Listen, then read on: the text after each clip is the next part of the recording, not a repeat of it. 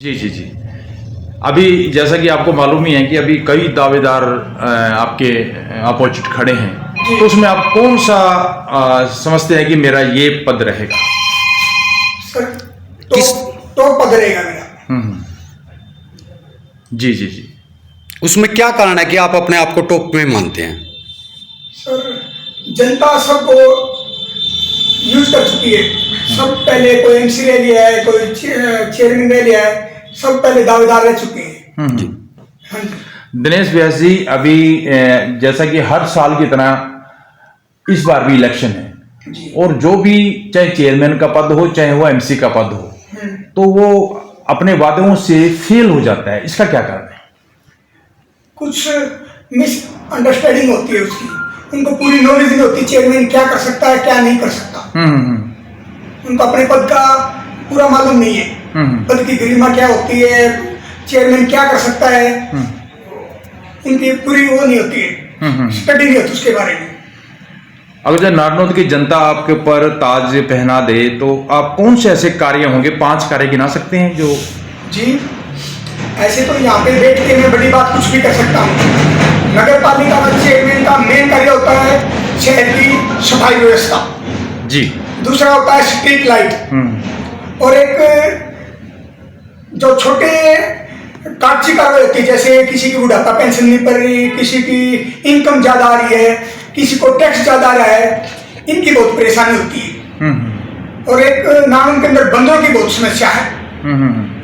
और चेयरमैन जैसे आवारा पशु हैं, आवारा कुत्ते हैं, इनकी रोकथाम कर सकते हैं। बाकी वायदे कोई भी कुछ बोल सकता है, मैं स्टेडियम बनवा दूंगा या मैं ये बड़े बड़े वायदे हैं, मैं ग्राउंड बनवा दूंगा, ये सब कहने की बातें हैं। ये चेयरमैन सिर्फ कोशिश कर सकता है। दिनेश व्यास जी, अभी आप चेयरमैन बनने के बाद कुछ कार्य ऐसे रहते हैं कि नहीं हो पाते, वो क्या कारण रहता है सर?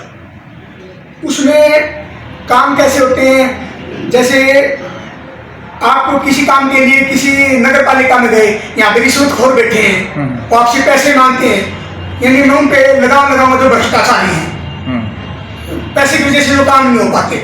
हर महकमा पैसे मांगने की कोशिश करता है, वो गलत है। तो पहले तो ये बताइए कि यहाँ पर कितने वोट हैं आपके यहाँ पर? यहाँ पे 14,087 वोट है सर। 14,087 जी। अच्छा, ये जो इलेक्शन होंगे जी, इसमें 14,087 पार्टी बेस पे चलेगा या कम्युनिटी बेस पे चलेगा? ये सिर्फ यहाँ पे लोकल एरिया है और पर्सनल आदमी की जो अपने जो होते हैं आदमी के, उसके ऊपर चलेगा, रसूख के ऊपर। रसूख के ऊपर। अच्छा, ये बताइए कि सबसे पहला कार्य आपका कौन सा रहेगा?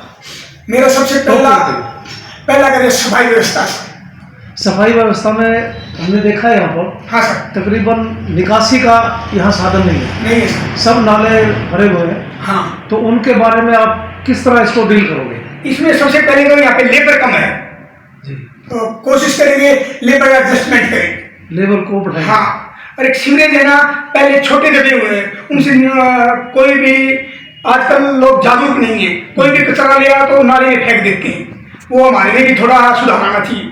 अच्छा, हमारे यहाँ जींद में हमने देखा है जो नगर पालिका है वो गाड़ियाँ भेजती है गली गली के अंदर। हाँ जी, हाँ जी। और कूड़ा उसके अंदर डाल देते हैं। हाँ जी, हाँ जी। तो उससे बड़ा फर्क पड़ा है। बिल्कुल पड़ता है। आप क्या उसके बारे में कैसे करेंगे उसको? नहीं सर, डोर टू डोर सुविधा होनी चाहिए, लोगों को परेशानी ना हो। यहाँ पर ऐसा है अभी तक? नहीं सर, पीछे नहीं था, अभी टेंडर लगा है, एक आधी गाड़ी घूमती है, मगर वो कम है। कम है जी।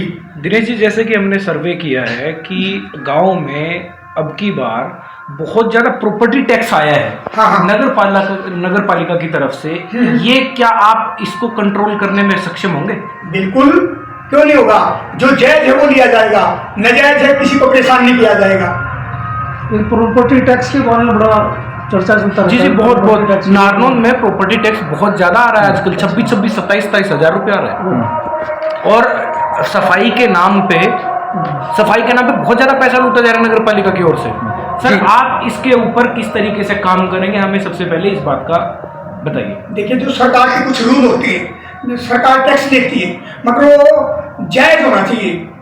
कुछ एरिया के हिसाब से, कुछ प्रॉपर्टी के हिसाब से होता है वो, तो उसमें लोगों को परेशानी नहीं होने देंगे। प्रॉपर्टी आईडी बनवाने के लिए यहाँ भी कोई सिस्टम है क्या? जी जी बिल्कुल। यहाँ भी है।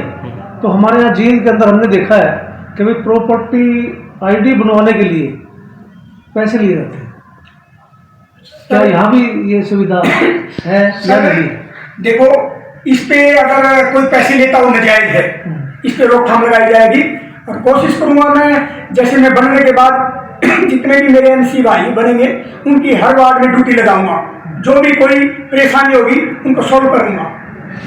जी दिनेश जी, आपने कहा कि मैं पहले नंबर पे हूँ फिलहाल, जो सर्वे है उसके हिसाब से अगर बात करें, आपके सामने विधायक, मौजूदा विधायक के भाई खड़े हैं, उसके बाद में एक बीजेपी के दूसरे कैंडिडेट और खड़े हैं, आपने कैसे बोला कि मैं फिलहाल उनसे फिलहाल फाइट करें तो उनमें आगे हूँ?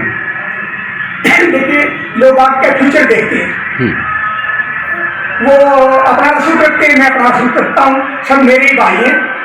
लोगों को मैं सिर्फ लोगों से यही बात बोलता हूँ, जो काबिल है, जो योग्य है, उसको ही चुनो। अगर वो योग्य है तो उनको चुनेंगे, मैं योग्य हूँ तो मुझे चुनेंगे। देखिए दिनेश जी, हमने अब तक जितना भी सर्वे किया है, हमने बहुत सारी चीज़ें ऐसी जानी हैं कि नारनौंद में कभी जाति पाति का चुनाव नहीं हुआ। क्या आपको लगता है अब की बार भी ये कास्टिज्म कार्ड खेला जाएगा किसी और से, कैंडिडेट की ओर से? ये कास्टिज्म का कार्ड जो मतलबी लोग हैं वो निकालते हैं। हाल फिलहाल में झूठे वादों का एक प्रोपोगेंडा चल रहा है कि मैं कॉलेज बनवा दूंगा, मैं स्टेडियम बनवा दूंगा। आप कहीं इन झूठे वादों के आड़ में तो नहीं आ जाएंगे? नहीं, चेयरमैन सिर्फ कोशिश कर सकता है, बनवा नहीं सकता।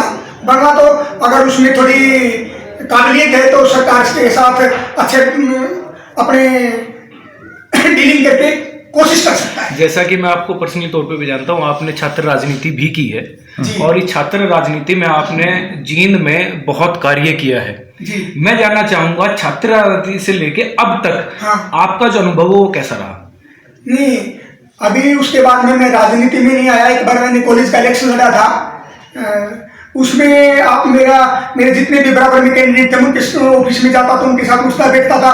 राजनीति अलग चीज है, भाईचारा अलग चीज है। मैं कभी किसी से, कोई राजनीति मेरे साथ आके बैठेगा, मैं उसके साथ कहीं जाऊं, मैं कोई बात गलत नहीं सोचता। भाईचारा अलग चीज है, ये थोड़े दिन की तो राजनीति। आपका कहने का मतलब है कि आप 36 बिरादरी के नेता हैं? जी जी जी धन्यवाद।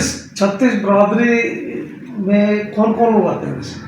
सभी आते हैं जो एक दूसरे को समझते हैं, एक दूसरे के काम आते हैं, सुख दुख में काम आते हैं, सब अपने भाई हैं। चलो जी, कुर्सी की लड़ाई है ये जी। और वो कुर्सी का ही निशान आपका है। हाँ जी। तो अभी ये कुर्सी अगर जो आपको मिल जाए तो नारनौंद वासियों को लिए क्या तोहफा देंगे आप? मैं देखो, वायदा कोई भी करता है, मेरे नेक इरादे हैं और सच्चे वादे हैं, मैं करके दिखाऊंगा। सबसे पहले मेरा मेन मुद्दा नशे के खिलाफ है। मैं सबसे पहले नशे के ऊपर वो करूंगा। सर, आखिरी और एक आखिरी कड़वा सवाल। आप सवालों से, मैंने देखा है आपके कॉन्फिडेंस में, आप सवालों से भागते नहीं हैं, लेकिन एक और कड़वा सवाल, बनने के बाद कहीं पिछली बार की तरह आपको भी कहीं ढूंढना तो नहीं पड़ेगा लोगों को, जनता को? नहीं, अगर देखो जनता है, अगर जनता को दिखता है कि ये दिखाई नहीं देगा या भाग जाएगा, मुझे वोट मत करो। सब लोग मेरे को पहचानते मैं कैसा आदमी हूँ। मैंने कभी झूठ की राजनीति नहीं की। मैं जो बोलता हूँ मुंह पे बोलता हूँ, सच बोलता हूँ। हालांकि किसी को मैं कड़वा लगता हूँ, मगर मैं बोलता हूँ, सच बोलता हूँ, निष्पक्ष बोलता हूँ। चलो जी, दिनेश व्यास जी, बहुत बहुत धन्यवाद आपका।